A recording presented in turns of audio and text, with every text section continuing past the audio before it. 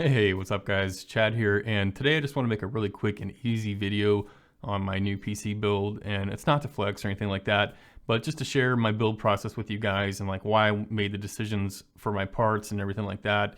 And I use this computer for a lot of different tasks, so I need it to be pretty beefy with storage, power, and like video power and all that stuff. So I'm gonna go over like why I chose each part and component and talk a little bit about them. But yeah, so kicking things off with the case, I decided to go with a Fractal Meshify 2, and I went with this case because it has room for a ton of expandable hard drives and it has really good cooling on all the drive bays too.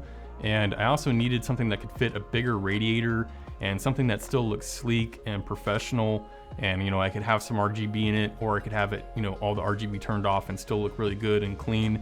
And that's why I went with this case. And the case has 3 different options for the side panel. There's like blacked out, like just a metal panel, and then there's clear tint, dark tint, and then light tint. And I decided to get the light tint, so it kind of looked the best of both worlds to me. So that's why I went with that. And it's so far, like, the case has been really great to work in. And I went ahead and took out all the original fans that came with the case, and I put in Noctua NF4, were they A14 PWM fans? Yeah, and they've been really great. They're 140 millimeters. So I put 4 of those in, which gives me a lot of case cooling, and the static pressure on those fans is fantastic while keeping the noise levels down really well. For the power supply, I decided to go with the Corsair HX1000 Platinum 80 Plus, and honestly the ratings don't really mean that much nowadays, but this is a really solid power supply with great specs and power output. And I like to go a little bit overkill on my power supplies and give more power than is really needed, because I feel like it's easier on the power supply, it gets a better lifespan. And for some of the Corsair units, they don't actually spin the fans up until you hit like certain load percentages, and on mine it pretty much never hits that percentage, and so the fan never kicks on. And the power supply is passively cooled, and it's really quiet, it's cool, temps are great, and the power output is phenomenal. For the motherboard, I decided to get a Gigabyte X570S Aorus Master, and the S basically stands for silent. There's no active fans on the motherboard spinning, so it's all passively cooled. This board is fantastic, and it's got all the features I could ever want on a motherboard. It's got things like, tons of USB ports. It's got a steel backplate on the back of the board, so it's like super strong for my beefy 3080 on there. It's got all kinds of connectivity like Bluetooth, Wi-Fi, all the options I could need. It holds 4 M.2 drives on it. Like, this thing is just absolutely top of the line. It's crazy.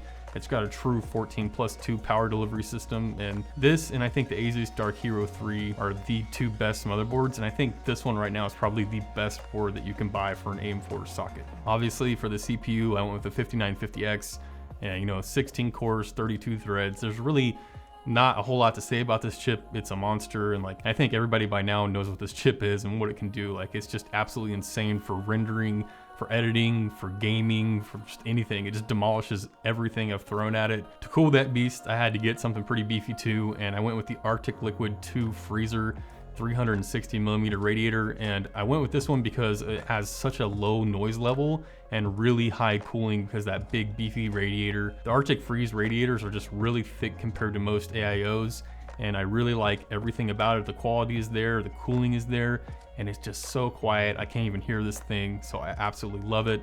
And again, I decided to take the stock Arctic, I think they're like P14 fans that come out, or P12s, one of the two.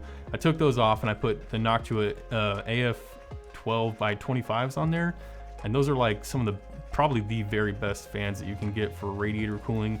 So I put 3 of those on there, and it's all super quiet. Temps are insane.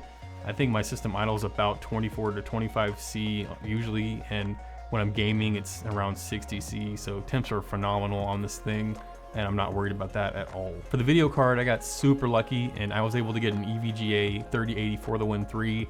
My buddy was able to pick one of these up at retail and then sold it to me at retail, so it was absolutely an insane deal at the time. And prices are still terrible on video cards, and availability is still really low, so it really helped a lot. And I was able to keep the price of the build down because I got it at retail. And this card just demolishes everything I've thrown at it. From like Apex at 1440p, my cap is 190, and it never goes below 190. It's crazy. And in DaVinci Resolve, like, it's an absolute beast rendering, and everything I've thrown at it, it just crushes. So it's definitely an awesome card. For the RAM, I went with 64 gigs of G-Skill Trident Z Neo, and it's 3600 megahertz with a CL16. And this is really great RAM. It looks good, it runs good. It is kind of pricey, but I mean, this is a really high-end kit and it's 64 gigs. So RAM prices are still kind of nuts right now if you want to go up to the 64 gig level. And most people probably don't need to do that. 32 gigs would be fine for most people.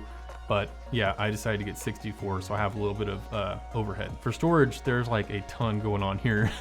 My primary drive is a 2 terabyte 980 Pro M.2. And then I also have a second M.2, it's a 512 gig 960 EVO. And then I have a 860 EVO 1 terabyte SSD. And then I've got an 18 terabyte hard drive from Seagate. It's a Seagate Exos. And then I also have some external drives that I can back up to, which gives me 30 terabytes total in storage, which is crazy, but I love it. And eventually I'm probably gonna need even more, believe it or not. So yeah, I'm pretty excited about the storage on this PC. So yeah, I think that covers everything on the build, and I'll leave each part linked in the description below. And overall, I can recommend every piece that I got. They're all super high quality, really high-end stuff. And you know, the noise levels on this build are just super low. Performance is really high. Storage capacity is through the roof. And I'm just really happy with everything and how it turned out. So I hope you guys enjoyed watching this video, and I'll see you guys in the next one.